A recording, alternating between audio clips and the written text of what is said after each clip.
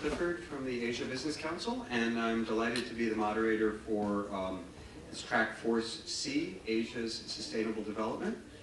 Some of you were at the earlier tracks yesterday where we talked about a number of sustainability issues. Today we're going to try to pull it together and talk more about the role of business in sustainability. And I think to talk as practically as possible about what business, the challenges businesses face, and what some of the businesses that we know about are doing. And we obviously have two very distinguished representatives from the business community here today. As Robin mentioned in the panel yesterday, I'm working on a book which will be published next year called The Greening of Asia, looking very much at bottom-up corporate initiatives in the environmental area in particular, and I'll probably talk about that more as the discussion goes on. But the panel's not about me, it's about our distinguished panelists, and I would like each of them to make some brief opening remarks to kick things off, talk a little bit about what their companies are doing, what the challenges they face are as far as sustainability is concerned. And for lack of any better way of organizing this, I decided we should go alphabetically. And so I'm going to start with KK Chua, who's President Asia Pacific for Mary Kay Asia Services Limited. KK is from Singapore, joined Mary Kay almost 20 years ago in 1995, built up their China operations to the point where they have $1 billion a year in sales, 980,000 sales employees, all of them women, or 99.999%, I believe KK said, and has had to deal with the sustainability challenges of building a large direct sales force throughout most of China, in almost every one of China's 3,000 counties, excluding, I guess, Tibet and Xinjiang. And you've had to deal with sustainability issues relating to earthquakes and livelihood and just a whole range of challenges. So, KK, let me turn it over to you. Thank you very much, Mark. I think when we talk about sustainability, we need to ask ourselves, what is the purpose of your existence? And you could talk about how you sustain yourself. And I always like to think about the culture of Mary Kay as the very reason why Mary Kay was started. And therefore, because of the culture and commitment to the culture, all our efforts on sustainability are all linked back to the culture, the value system that the company has. In Mary Kay, we look at sustainability from various angles, not just doing corporate social responsibilities. We feel that we have to create values at every level of the stakeholders in our operation, not only shareholders, but also with staff, with our distribution channels, our consumers, because once you're able to create values, then you are able to create commitment and loyalty from all these people. For Mary Kay, I think we look at culture as our pivotal point for sustainability. And when we bring staff in, the first thing we talk to them about is the culture of the company. Mary Kay Ash was a lady that started this company in 1963. At that time, she felt there was no equal opportunity between men and women. And so she started this company to basically develop women and enrich women's lives. And so that became our pivotal point for the very existence of why we exist. And based on that, we developed our own value system within the organization. And everyone that comes in as a staff goes through a training. And at the end of the training, which is maybe 3 to 4 days, we ask them a question. You know, is your value system in life aligned to what is the value system of the company? Because if your value system in life aligns the value system of this company, you will then be able to commit yourself with passion to your job. And there are instances where new employees who came in resigned the next day because they realized this is not the company that they can work with. And therefore, you know, when we're able to create values in that way with our employees, you have employees that sticks with the company a lot longer and therefore result in your company being able to sustain itself going forward. The same thing happens with our sales force. You know, many of them comes in. I have 900 over 1,000 sales force in China. And every one of them, we go through the same thing with them. You know, this company, we have great products. We are a cosmetic company. We do everything that a cosmetic company does, but we control our distribution channel in a very different way. We're able to have loyalties from these sales force, our distribution channel, so to speak, because they commit themselves to the same values that the company's corporate culture represents. And because they commit themselves to the culture, we're able to manage them a lot better. They're a lot more committed, and therefore the sustainability of the company is a lot more assured in that way. But that's inward looking. Looking outwards, we also have to see how we touch our consumers. How do we tell them what this company is? When I first started Mary Kay China way back in 1995, we had a lot of discussion about whether we should start this company by utilizing technology or product or pricing. But we decided to start Mary Kay entry into China by using culture. Because at that time in China, there was a real vacuum in culture value system. Just after the Cultural Revolution, where everything is possible, people were kind of looking for almost like a spiritual vacuum to fill themselves. And we felt that if we're able to present the company, the values that we represent, we actually are able to get a lot of brand loyalty, not only from people that has direct connections with us, but from consumers who are buying from us. So from our culture, we developed our corporate social responsibilities program, which currently today stands at 90 million renminbi in charitable donations, but not just in donation, but really creating values for societies. We we align all our activities to the purpose of the company.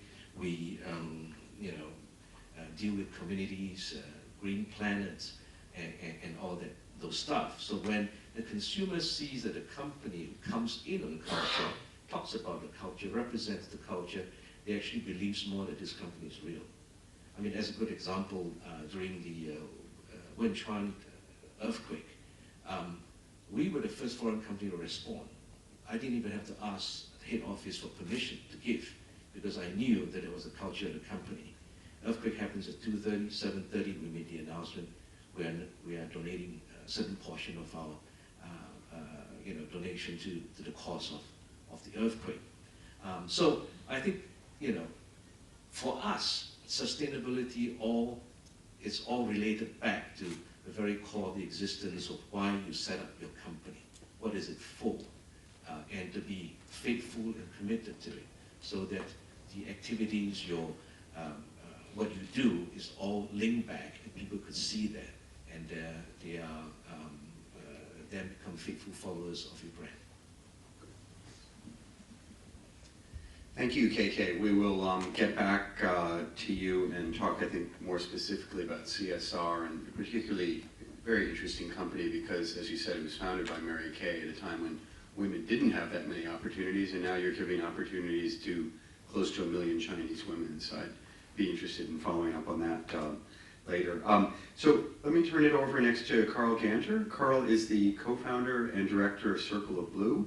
This is, for those of you who don't know, I think one of the best and most important global sources for frontline reporting and research and analysis on a range of water issues. And Carl has done, and Circle of Blue have done some really path-breaking work in Asia and in China in particular, where they've talked about the connection between water and food and energy. And I think as we've seen, this is becoming a more and more high-profile issue in China. Carl describes Circle of Blue as I guess a mixture of National Geographic, Google, and Situation Room. So anyway, if you haven't looked at it, it's a great website, terrific video and photos and analysis. So Carl's also very involved with the World Economic Forum and with their water issues, and is dealing with very large companies around the world on some of these issues. So Carl.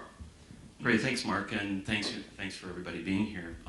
So I'm a journalist, and I love big stories. And the big sustainability story on the planet right now, the story of heroes, victims, and villains. The biggest drama is the global freshwater crisis. and how we're going to manage our water resources. So I'll talk about three things, and just my comments here is, one is this water crisis and how we're responding and some of the observations.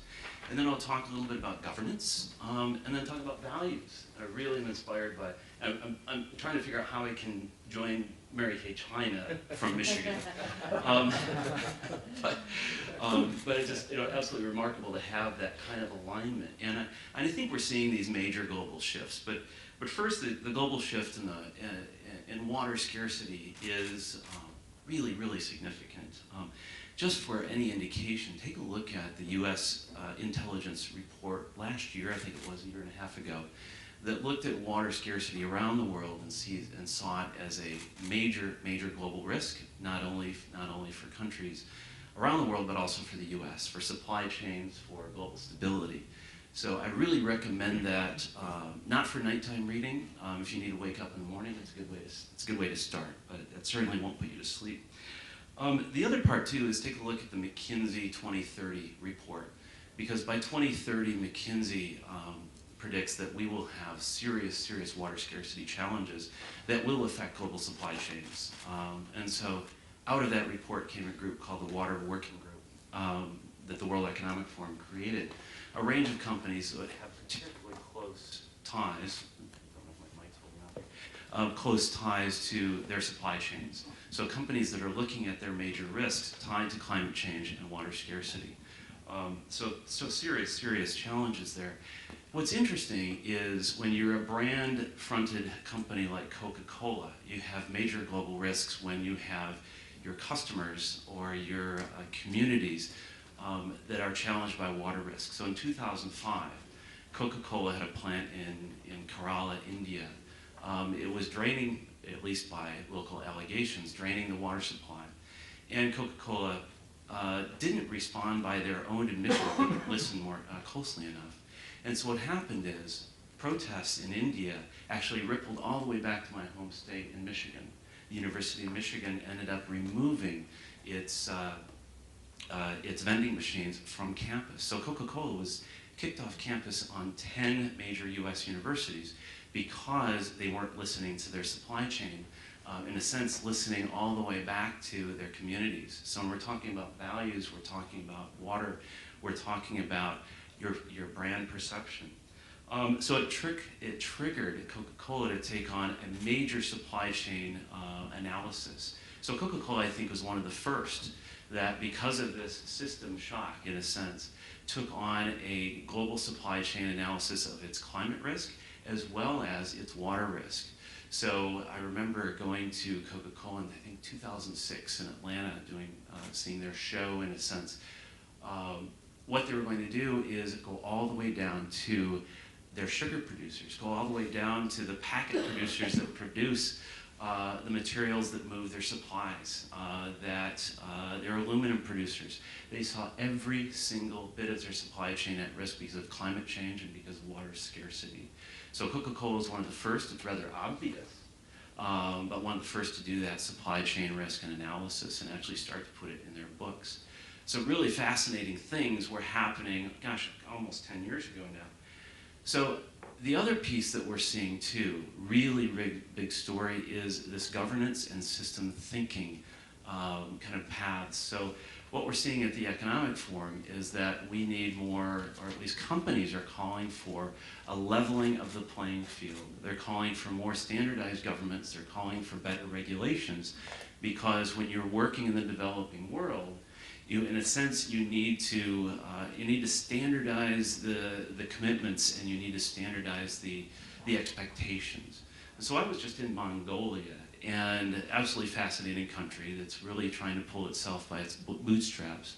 And it's got huge opportunities, trillions of dollars of potential resources in the Gobi Desert. So you have a company like Rio Tinto that's invested up to more than $5 billion in its mine there to mine gold and copper. But to mine gold and copper, you need massive amounts of water. And you also have cultural inputs too. You have shepherds that have for generations relied on the grasslands to raise their sheep.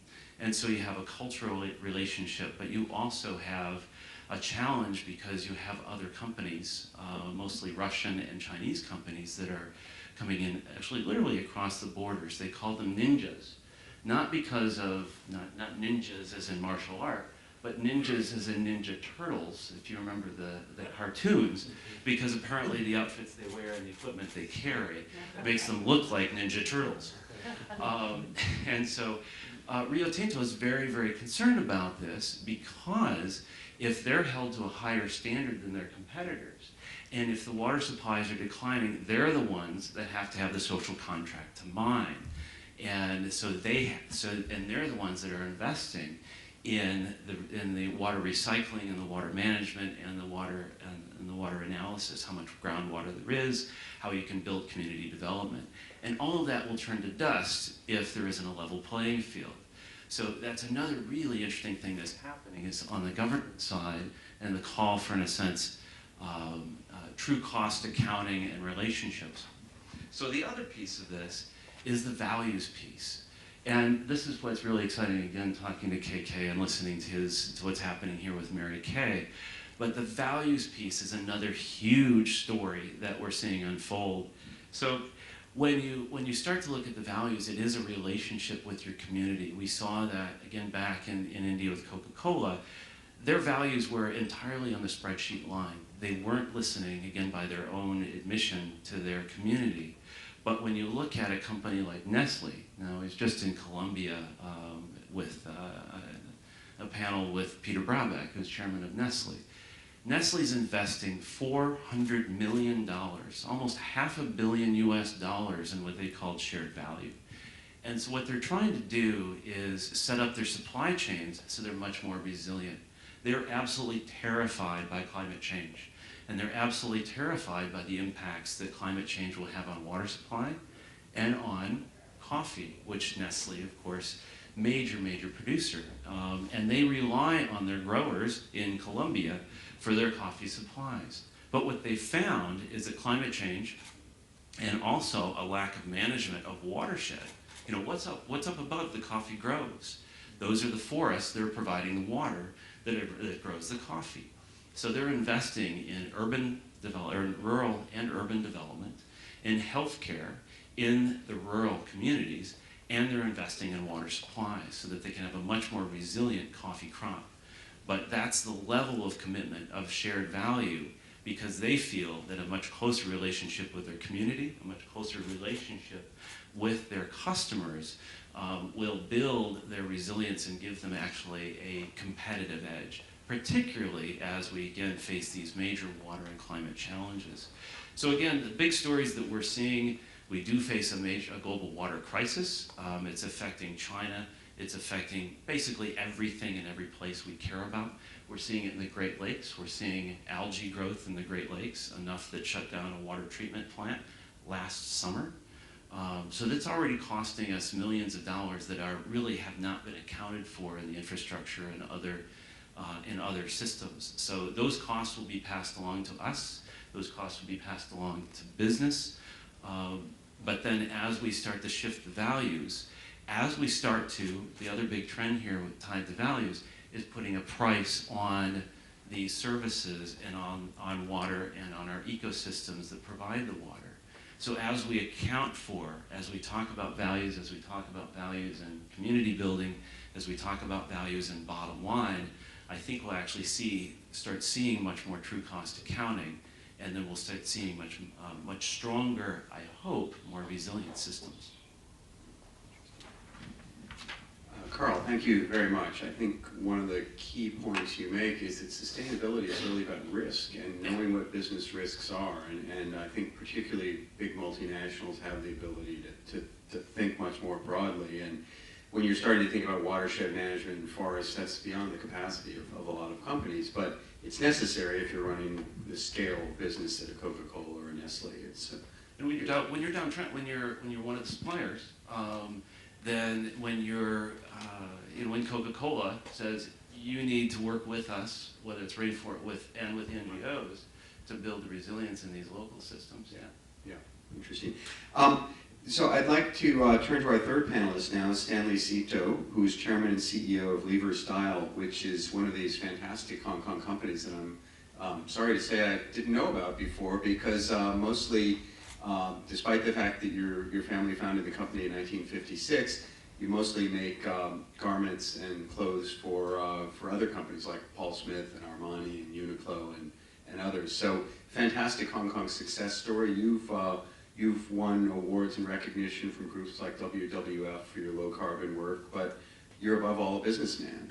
So tell us a little bit about how you're approaching some of these sustainability issues. Well, thank you, Mark. Good afternoon, everyone.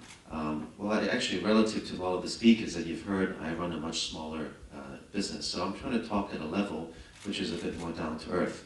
And I'm actually going to first start the discussion with something that maybe all of you have heard of. How many of you have heard of the car Tesla, the electric car? Seems like the majority of you. And actually, I learned about this car from my good friend Peter here. And in Hong Kong, Tesla is selling like hotcakes. Of course, in the US, it's doing very well as well. But in Hong Kong, it's doing exceedingly well. I tried to schedule a test drive, and they had so much business that they actually ignored me. But why is that the case? I guess Tesla, as you all know, is an electric car. It doesn't use gasoline. It plugs into the electric outlet. I guess if you think about selling the Tesla car, there will be a niche of people who are going to be very sort of forward-thinking, and they like the novelty factor, and electric car, that's something environmentally friendly, so I got to get on it. But for something to get into the mainstream, that is not enough. Just being environmentally friendly is not enough. And in Hong Kong, there are two factors that make Tesla sell very, very well. One is the Hong Kong government has a 100% sales tax on gasoline-powered cars, but it doesn't have any tax on the Tesla. So instead of being twice as expensive as Tesla's competitors, let's say in the US where there's no tax anyways, Tesla is twice the money of a equivalent BMW 5 Series or Mercedes E-Class. In Hong Kong, it's about the same, maybe even marginally a little bit cheaper if you talk about sort of weight and performance. So basically, there's a huge price advantage, the initial cost for the Tesla. Number two, Hong Kong has a very high tax on gasoline. So, using a gasoline-powered car like my own car, every time I go fill it up, it's like $130, $140 US. If you do the Tesla thing, and basically you do the for the same range of miles that you have driven, the electricity cost is less than 10% of the equivalent fuel bill. So basically, over time, if you spend tens of thousands of dollars in gasoline in my car, you only spend a few thousand in a Tesla. So there's basically the initial cost is much cheaper, and the running cost is also much cheaper. So as a consumer, when Hong Kong is selling that well, probably the majority of the consumers are probably thinking about the financial side rather than just the environmental impact of the automobile. And that goes to the point I want to make, which is environmental sustainability is built on financial sustainability. If something does not make economic or financial sense, it won't fly. It will just be a very, very niche market. And that's how we, our company, of course we want the feel-good factor of being green. We want the good PR, the external PR of being known as environmentally sustainable. But a lot of our decisions are actually made on whether it makes financial sense. We were one of the first garment making companies to be accredited with this low carbon manufacturing program thing that basically says we're very mindful about our carbon emissions and so forth. We did it not just because of the PR and the feel-good factor, but because it made a lot of good sense. I'll just share with you just a few very sort of simple things that we did. We changed light bulbs, the light tubes from the T8 to the T5, and that saves a lot of energy. We used sort of solar energy to heat up water. We used, I guess, the boiler blowdown. There was some recovery system to get the heat back. And all of these projects, maybe you have like a 8-month, 1 year, maximum 2-year payback. And these are pretty much no-brainers. You save you save carbon emissions and you save money in the long term. We also changed some management practices. For example, we asked our staff to use recycled paper, so you use it twice, except for important documents that you need to send to customers or something, but otherwise reuse paper.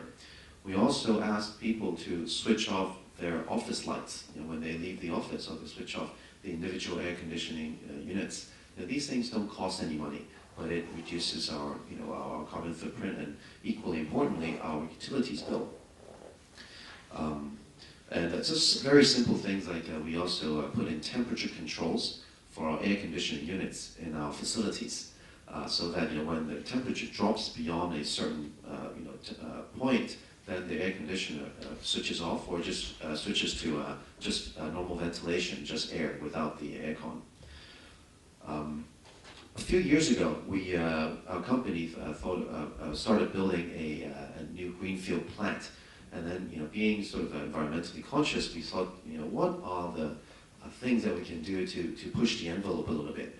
I remember evaluating a couple of big initiatives.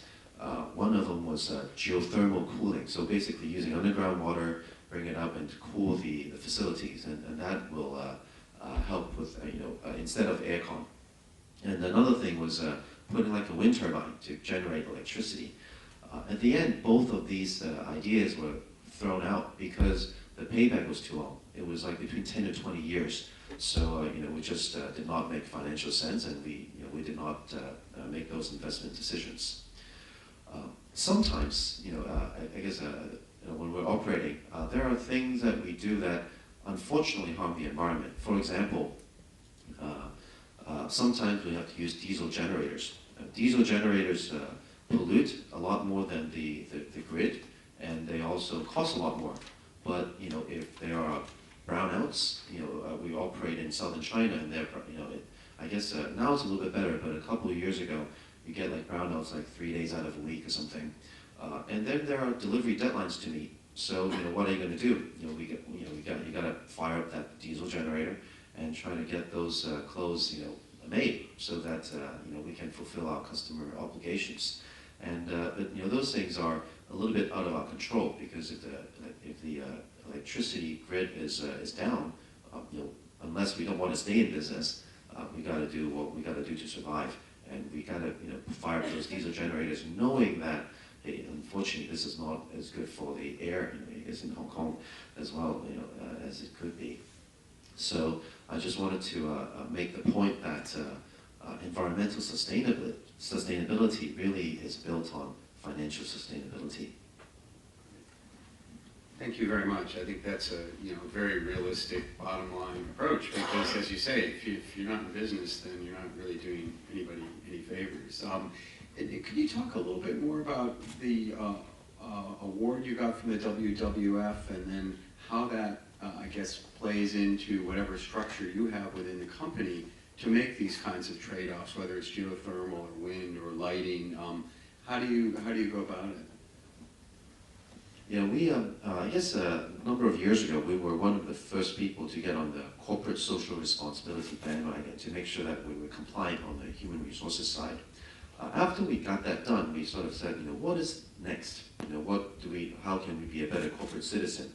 And, we were sort of one of the first people to say environmental sustainability is the next thing. And we were looking at, trying to figure out what that meant.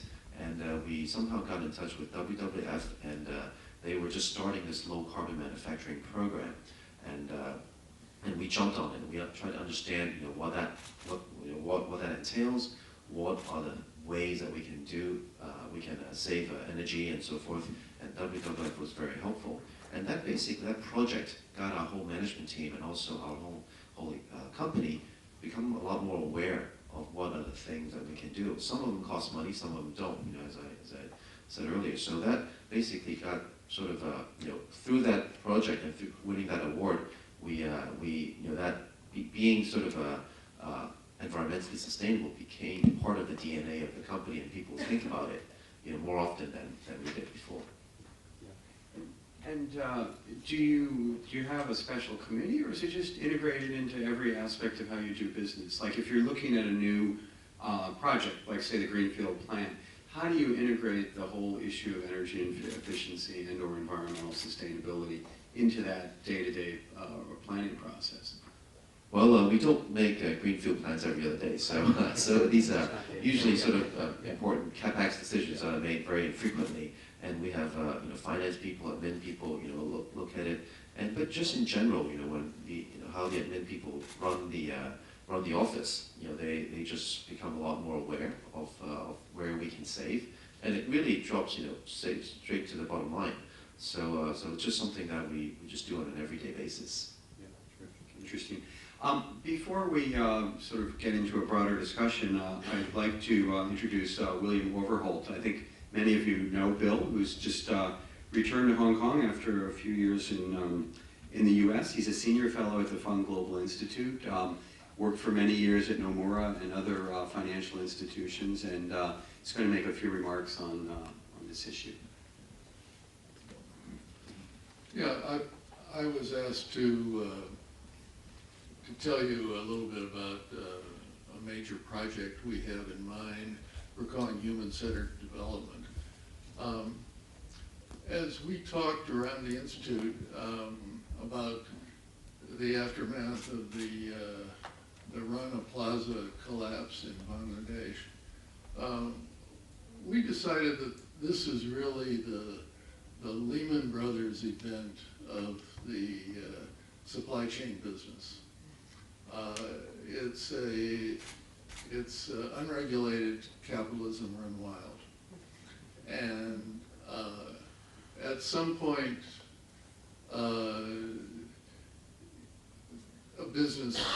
a sector gets to the point where things just aren't going to be the same in the future because of some event. And when these events happen, the one thing that's not going to occur is business as usual. You can make it much better, or it can become much worse. And our hope is that we can do a major study that would create some hope of making things substantially better. And the issue is really not just buildings collapsing in Bangladesh. The issue is that in the early stages of these economic takeoffs, there's some very difficult conditions. Worker pay is low, that's why the jobs are there. But you get problems of worker safety, excessive overtime, child labor, maltreatment of women, all sorts of issues. And the conditions are inevitably going to be much, much worse than they are in the developed world because these are poor countries. But in most cases, they don't need to be as bad as they are. So how do you make them better? Well, one part of it is not making them worse. And sometimes the reactions in the West tend to make them worse. The easy thing for American newspapers and American politicians is call for sanctions. So we put sanctions on Bangladesh. Now the problem is a bunch of buildings, a lot of buildings, almost all the buildings in the textile industry are not safely constructed, very, very dangerous. So we put sanctions on Bangladesh. The sanctions affect only 1% of their exports, but fall entirely on the ceramics industry, where this is not a problem. And sanctions tend to take away people's jobs. If you're a woman in Bangladesh, the sole support of your family, it's a problem if you lose your job because of Western sanctions. The one thing we know about all these problems is that they almost always go away with economic growth. South Korea, Taiwan, China had among the worst problems in these areas. And they're largely gone because of growth. So the one thing you don't want to do is destroy the growth. So part of our study would begin with documenting what happens with a, quote, sweatshop, unquote, that's reasonably managed. You have an awful lot of Western Union-inspired commentary about sweatshops in China. The strange thing is young girls are hitchhiking 1,000 miles across China to get these jobs. If the job is so much better than all the alternatives, maybe you don't want to take it away. So we need to document that kind of situation. Well, if sanctions are not the answer, what is the answer? Well, the answer turns out to be very complicated. We don't know completely what the answers are. But we're starting to see in places like Bangladesh and in academic research, especially sponsored by the International Labor Organization, that there are a lot of things that are good possibilities. In Bangladesh, you have the Alliance, which is the American groups, and the Accord, which is the European groups, and they can largely agree on standards. You need enforceable standards. A lot of Western businesses don't like any idea of government regulation. Well, the financial industry doesn't like government regulation either, and government regulation can be complicated and bad, but it can be absolutely necessary, and we think it is absolutely necessary, but the right kind. The Western businesses agree, and you get enforcement. And there's a problem. Chinese companies will come in and say, well, if the nasty Americans make you put rebars in your cement walls, just give us the contract. So we need a certification system, a name and shame system, and we think maybe we can get a little support from the top level in Beijing if the right people ask the right questions. How do you monitor and enforce the standards? One of the rules is that one of the experiences is that when you hire companies to go and check whether the walls are properly constructed, so a lot of these companies just move out to the suburbs. There's now a literature organized by a woman at Tufts University and supported by the ILO that shows that in many cases unions can monitor these kinds of things. They know where the workers are working. And in many cases, unions actually increase the efficiency rather than reducing competitiveness. Well, I want to give you a sense of the immense complexity.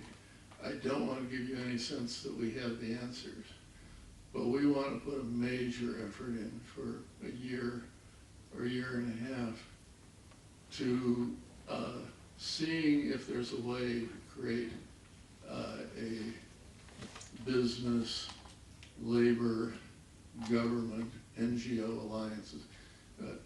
NGOs have a crucial role in the monitoring also, and make a permanent difference globally in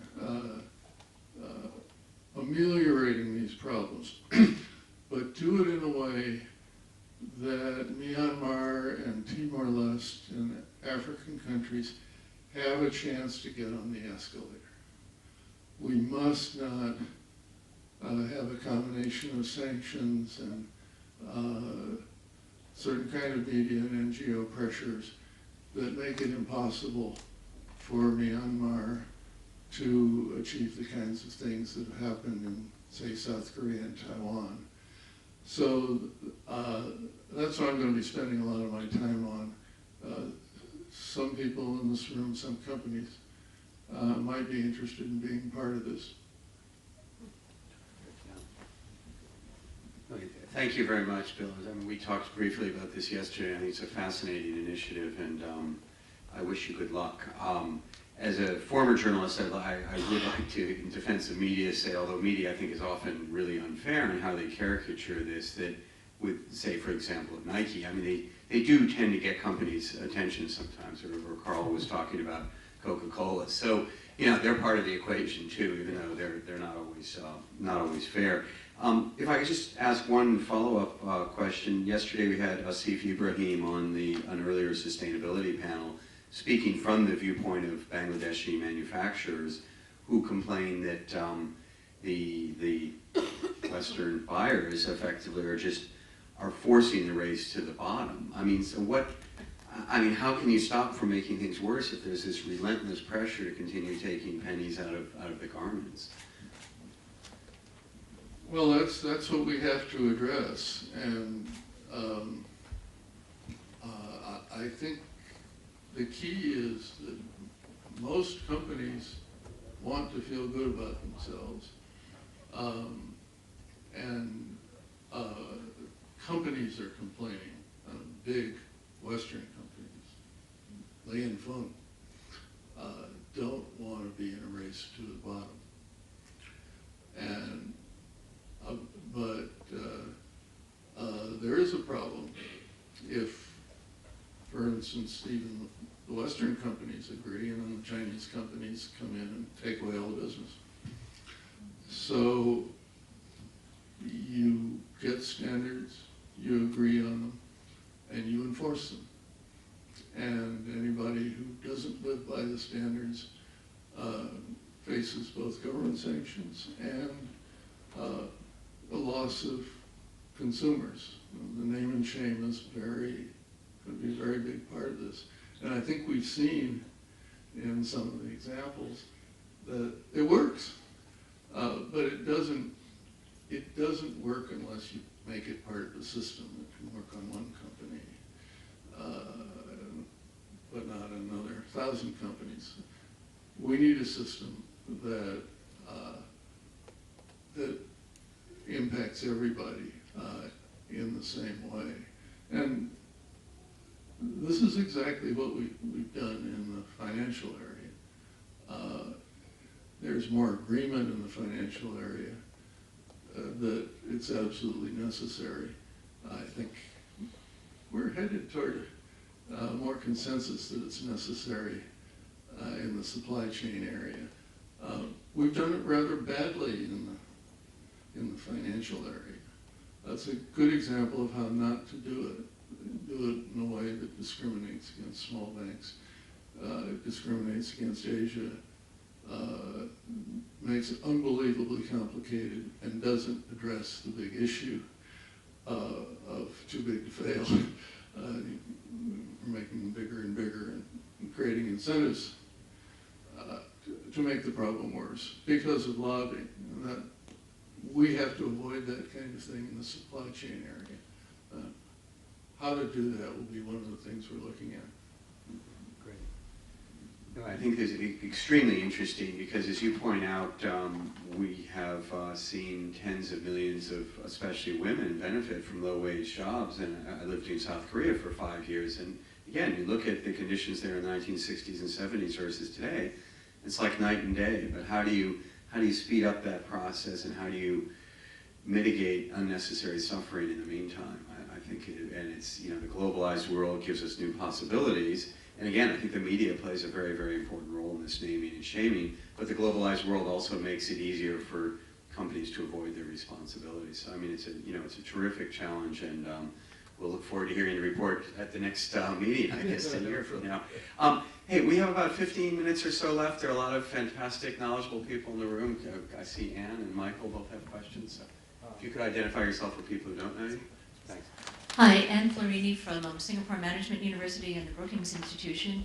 Just a comment, in Singapore we've just launched a program, a master's program on tri-sector collaboration, which has an associated research agenda, so I'd really like to follow up with you. Two questions. The first is for the two business leaders. You both talked about what your individual companies are doing, but a lot of the conversation now in the world is about how you get business on a larger scale cooperating with other business to put pressure on government to create the level playing field and go in the right direction.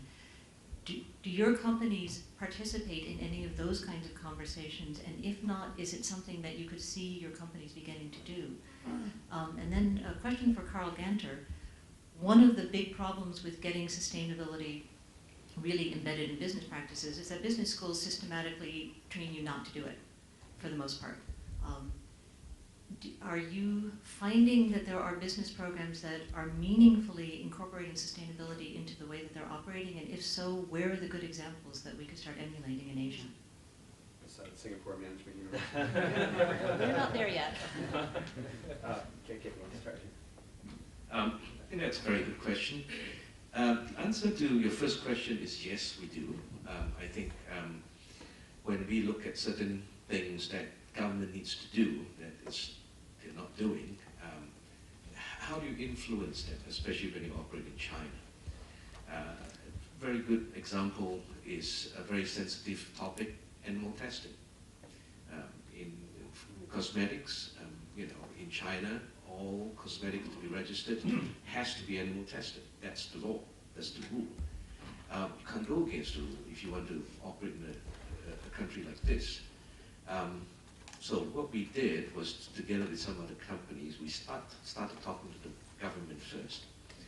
And then individually, what we do is we actually fund a laboratory with the government, involving the government on in vitro testing, which is basically, testing instead of on animals, on humans.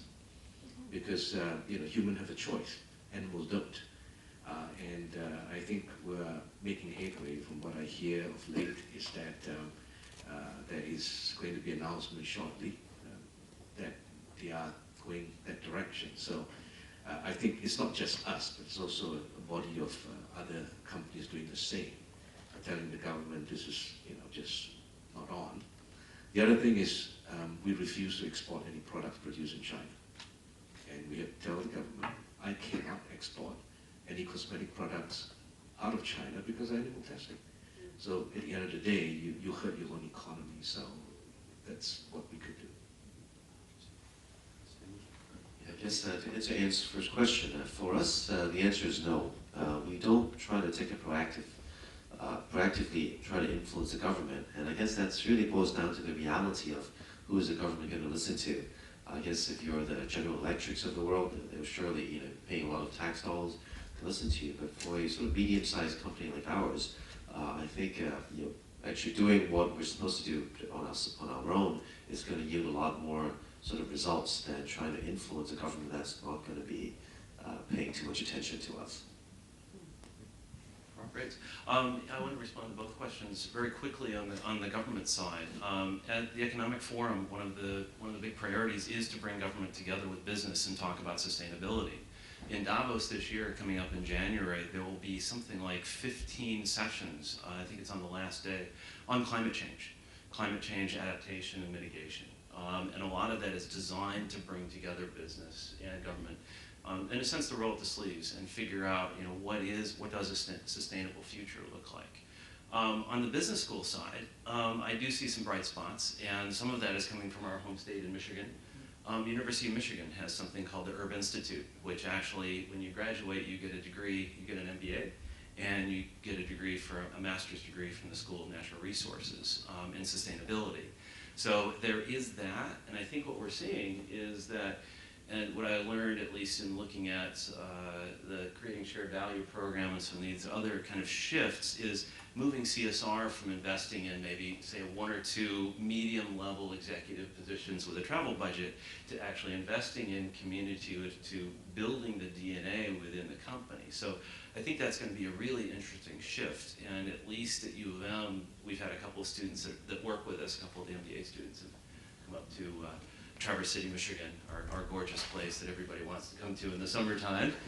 We have a good internship program to work with us, and they're absolutely brilliant, and they're driven by passion, but they also have that spreadsheet side of the brain that's activating, so they can account for and actually put a value on sustainability and put dollar marks on it. Do you want to say anything about Nestle in particular? Because you used, when we talked private, Yeah. you used them as an example of getting rid of this silo approach. Yeah, so Nestle, I think the silo approaches, and I'll come back to China really briefly too, is Nestle's interesting because, you know, over the years, Nestle has, you know, they're a confectioner. You know, they do chocolate, they do coffee, they do a lot of these consumer interesting, you know, really consumables. And so they've taken these issues on head on. They've taken on water, they've taken on nutrition. A company that makes chocolate, they've taken on nutrition because obesity and diabetes they see as a huge threat to their bottom line, and they've taken on rural development. Now, why as a company like Nestle would you take on rural development?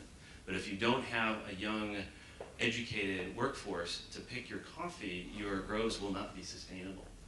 So Nestle, I was amazed when I saw the number, a $500 million investment, a real dollar investment in community development globally.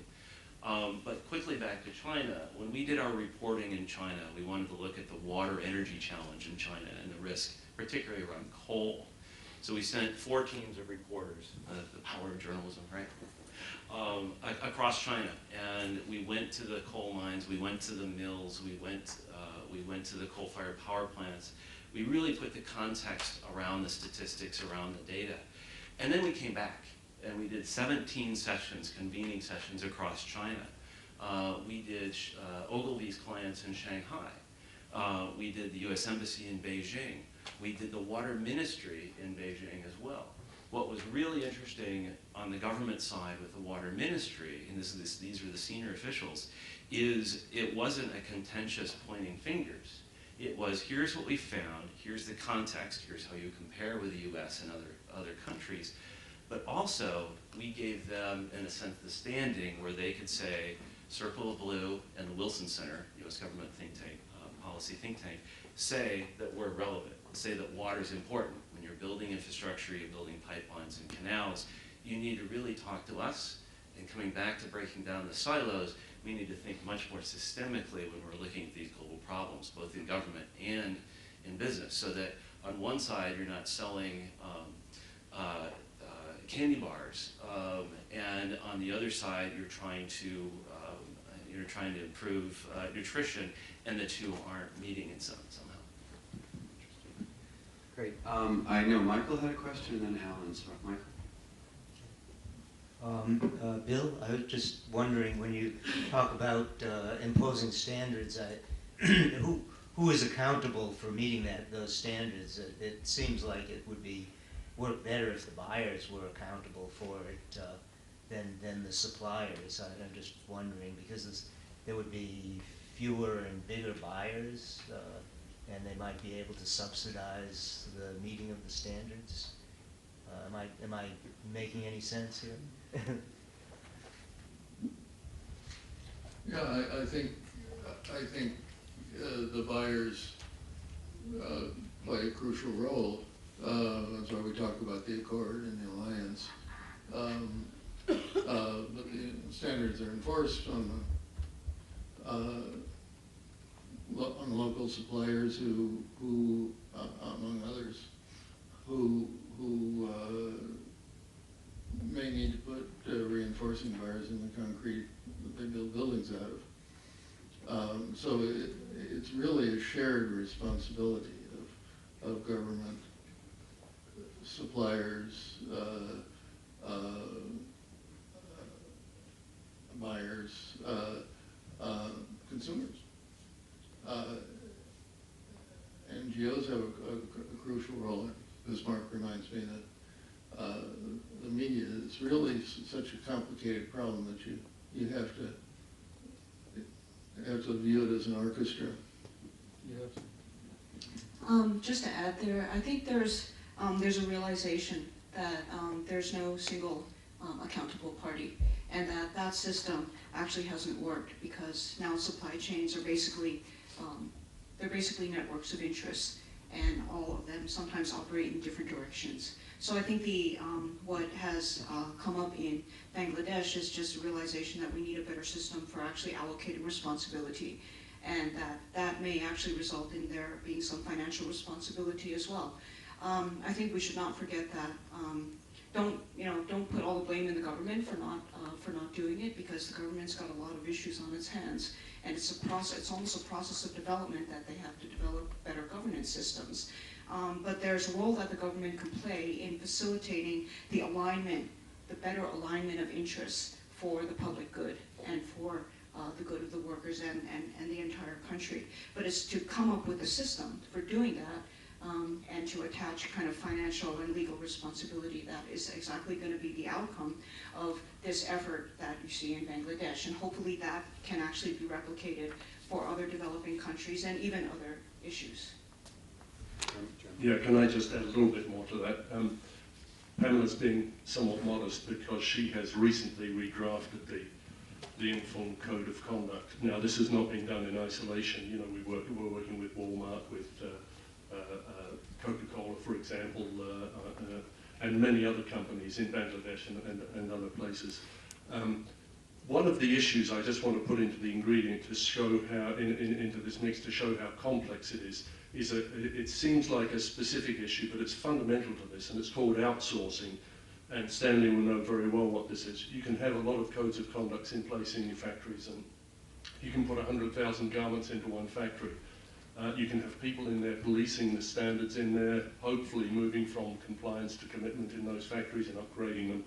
But very often in early economies, let's classify Bangladesh as that, what happens is some of that production is outsourced down the road. Rana Plaza is a classic case of that, where the brands and the people who were responsible for those brands did not know that that production had taken place in there, because perhaps of 100,000 garments, 50,000 were put out came in through the back door. It doesn't answer the question, but it does indicate the extent of the challenges. It's happened here in Hong Kong, by the way, with the toy industry 15 years ago.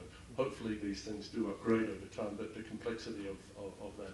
I want to mention one other thing regarding Bangladesh. I'm not sure if it came up yesterday, but it's very interesting. There's 160 million people in Bangladesh. 60 million of those people are of working age who are unemployed. So $2 a day for them, I think, I think the minimum is about $40 a month. In practice, people working earn about 80 or 90, I'm talking US dollars a month. So it just gives you an indication, if I may. You may know some of this, so excuse me if I'm talking to the people who are already converted, but it'll take a while before it goes through the transformation of Korea and Taiwan and so on. Yeah, thanks. Well, and to add to Jeremy's point, one thing that Asif mentioned yesterday is that 4 million people work in that industry too. So there are a lot of families. Just to follow up a little bit, I think Michael brought up a great point, and what I found from the research that I've been doing for my book is, every area is different. So buildings, we've been through this in Hong Kong, you generally need very, very good government regulation. City development, design, again, that requires a different form of pressure. Food, interestingly, food, which is why I think Nestle and Coca-Cola are so interesting, are almost uniquely susceptible for Western consumer pressure. Nike would be, I think, an exception in the clothing industry, but mostly there's so many alternatives with clothing, and it's hard to sort of pick on one really, really big dominant brand. But I think in food, we are seeing Western consumers have an impact, and we saw it with tuna, with the dolphin netting of the 1980s. That was one of the first really good, successful examples where you had a radical environmental change as a result of consumer pressure. We're now starting to see it with palm oil, and again, Nestle and Unilever savaged by Greenpeace, probably unfairly, but they did some really, really funny spoof commercials, and almost overnight, Nestle and Unilever have changed their policy. It takes a few years, but it's going to have a dramatic transformation, I think, in terms of the forests of Southeast Asia and really around the world. But it's sort of like every industry is different. I have to say, I think and I haven't looked extensively at clothing, but I think textile and apparel are among the most difficult. So it's so fragmented, so many consumer choices, so much outsourcing, you know, so many people involved. But we have Alan in the back has a question too. Yeah, I wanted to ask a question of Stanley, really taking what Carl was talking about in terms of breaking down the silos across the value chain. You've talked about what you've done within your factory, within your boundary fence, but my guess is only about 5% probably of the carbon footprint of your products are within your control. So what are you doing to try to influence the fabric guys, the dyers, the thread makers, the transport people who actually add the carbon to your product rather than yourself, where you have machinery, you have staff, you have lights, you have air conditioning, but it's not where the carbon is? Well, first of all, I think we gotta sort of humbly recognize that we can't, no one single company can control the entire supply chain. Because let's say we make clothes, it comes from cotton, right? And so we can talk to the cotton grower about how they use water to, fertilizers. So, I think we first recognize that we can't control everything. We can't influence everybody along the supply chain, because it's just physically impossible. Having said that, we do try to pick and work with better suppliers. So when let's say we buy fabrics from fabric mills, we try to pick the fabric mills that are doing things the right way, that are sort of better regarded, and we do talk to them about how do you use your energy and all those sort of factors get affect which partners that we work with. So we don't. There's a limit to how far up the supply chain we go. But for our immediate suppliers, we do sort of talk to them about it, and hopefully doing business with us is an incentive that they're gonna try to do the right thing as well. Yeah, please. Just to add one thing to that, I think one of the most difficult things for a business is that there are so many causes out where a business could actually have voice. So we work with the Global Compact. The Global Compact has a number of working groups, a number of initiatives. If you look at the WEF Global Agenda Council, I think there's like over 80, okay? And any topic of which you could potentially connect to your business. But I think the real test of, is to decide where could you potentially have most impact, where is your leverage the most, and then to get involved in that one. Just because a CEO signs a CEO letter on X topic doesn't mean that the business is actually doing something. So what you want to do is actually choose where you have material impact and where you can actually do something. So, and that means that by effect that you can actually be active everywhere. So I think, and that doesn't mean that you don't care. It just means that you're being practical about where you have leverage and where you have time. What is encouraging is that, for example, for Stanley's case, that there's now a lot of industry organizations which are actually starting to connect up all the players, so that a business in the middle doesn't have to personally take it onto themselves to change the entire supply chain where he may not have a leverage. So there's a lot of initiatives, for the Better Continent Initiative, and the SAC, there's very many initiatives where you actually have people who realize that in order to orchestrate the change, you actually need someone who's skilled at orchestrating a number of, a variety of interests. So I think these are all signs, and then for every business along the chain, it just becomes a question of playing your part. In promoting a better way to operate. We have about 5 minutes, by the way. Anybody else want to make comments? I know Vijay wants to make some. No? Okay. A short observation and a follow-up question, please. I can understand small companies in niche sectors applying good practices. I can understand somebody who's advising the goody two-shoes side of environment, etc., and making money out of it, also peddling the same line. I can understand a niche company, however big it may be, okay, which doesn't consume a lot of energy, a lot of water, or waste environmentally critical elements of resources, also following good practices. But what about those who don't do any of these, and the rest of the world, okay? It's not just companies. Individuals, farmers, everybody's involved in it, including governments involved in it. And The worst of all, in my personal view, are the big companies which are listed and their stocks are traded. They're not traded, every quarter or every day. They're traded in such a high-speed fashion that it's mind-boggling. And I didn't attend any of the finance sessions of this conference, but just to sort of generalize, the World Economic Forum, for the last 2 decades at least, has been the World Financial Forum, has largely worked in favor of the financial sector, not the average banker who lends money to businessmen, but those who believe, those who sort of thrive on this instant trading and fee income and whatnot. The rot and the problem starts there on a larger scale. Now, how can we sort of answer that kind of a question? Anybody would like to respond?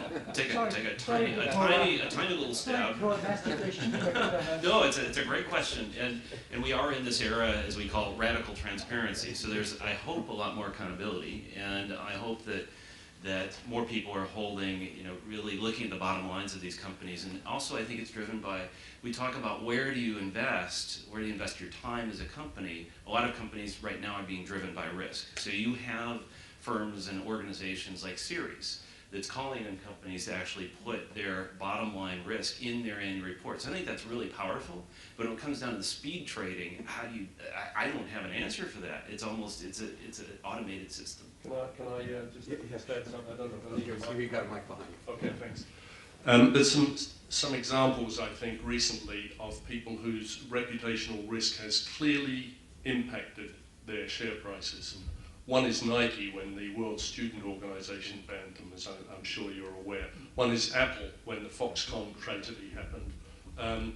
There were some brands I don't want to mention, but garment brands who were caught up in the whole Bangladesh thing. They didn't know they were outsourcing, but I think the point here is that reputational risk and a major crisis like that can have a real impact. In fact, I was thinking during several of these discussions over the last 2 days, the worst thing is a gradual erosion of standards. What happens when you get a crisis is that people then react to it in a significant way. And I think there have been a number of instances where these things have happened. Walmart have gone through this. Hewlett-Packard, Nike, etc. And they've all had to make dramatic changes to their culture and to their standards. And it's really been a result, not just of their share price, but clearly their share price has been impacted by that. At Li & Fung, we set up a risk and sustainability committee in accordance with international practice. I'm not banging our chest, but it was really in a response to the fact that we realized that this integrity in the supply chain is a fundamental part of our responsibility. And I think many other companies are realizing this. I don't know if that completely answers the question, but I'm just trying to respond to the discussion. The supply chain part of it I can understand, because it's not directly and immediately responsible for the horrendous sort of effects of all these things. Right. But some of the basic problems, I didn't attend any of the finance sessions, unfortunately, so I don't know whether they were discussed. That was my real question. In this forum. Final comment? Well, this doesn't really have much to do with the rest of what's been discussed, but I just wanted to make a comment on this high-frequency trading. I think, it's sort of gone from a phenomenon that's sort of emblematic of the of all of this stuff that's going on, the proprietary trading, to becoming like the substitute for it. And I think it's really just a fringe phenomenon. It's not what Goldman Sachs does, I don't think, or J.P. Morgan Chase. It's a few fringe companies, but it does account for a very large percentage of all the trades. And they don't even make that much money on it in the way that you think they do. They make money on it by, it's a kind of a fee arbitrage. It's very strange. They've competed each other out of the inefficient market profit, and now they only make their money on taking fees from the big players like mutual funds. So it's not. I think it's not really at the heart of the financial problem. It's a little bit more of a fringe thing that does pose some risk. Okay, we are coming to the point where I'm the only thing standing between you and lunch. So I'm not going to sum up at any great length, except to say that I think I want to thank the panelists. I think we've had a very, very broad-ranging discussion. it's clear that sustainability encompasses many aspects of business. As Stanley pointed out, I think it's sustainability above all means being able to run a business and keep people employed and be an ongoing concern. At the Asia Business Council, we have people who have been running companies that have been in existence for hundreds of years. And I think it's really an extraordinary achievement that sometimes outsiders, I don't think, fully appreciate how difficult it is. KK talked about the way in which companies like Mary Kay need to really integrate themselves into the fabric of the community and be seen as trusted partners. I think Carl made some really great points about risk. Bill and Jeremy, I think it's really exciting to hear about and humbling, I think, to hear about the work and the project that you're embarking on. But especially Jeremy, I want to sort of finish up with your point about risk, because I think sustainability is not something that's out there in left field or something. Sustainability is about being able to make sure that your businesses can be around in 5 years or 50 or hopefully even more years. And it's being able to understand those business risks and all their complexity and all their difficulty. And as you pointed out, especially in the kind of businesses Lee and Fung is in, you don't even know what those risks are a lot of the time. So it's an exercise that's not designed to keep outsiders happy. It's an exercise designed to help you run your business better. And I think it's really about risk management, as Carl's also pointed out. So thank you all the panelists. Please join me in thanking them. And thanks for the others.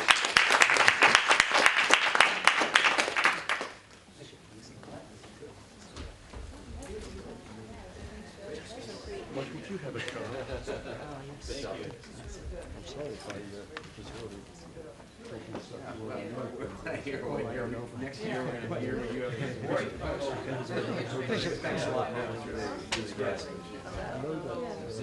Thank you very much. It's really nice. Thank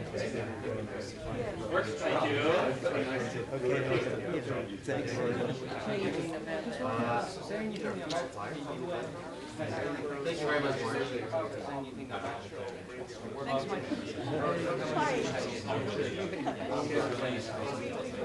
Jeremy, thank you. Well, there's yeah, should we catch you on you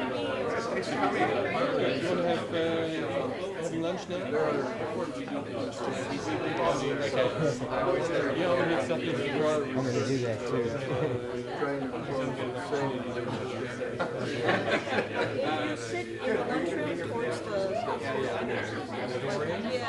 So, I will find you.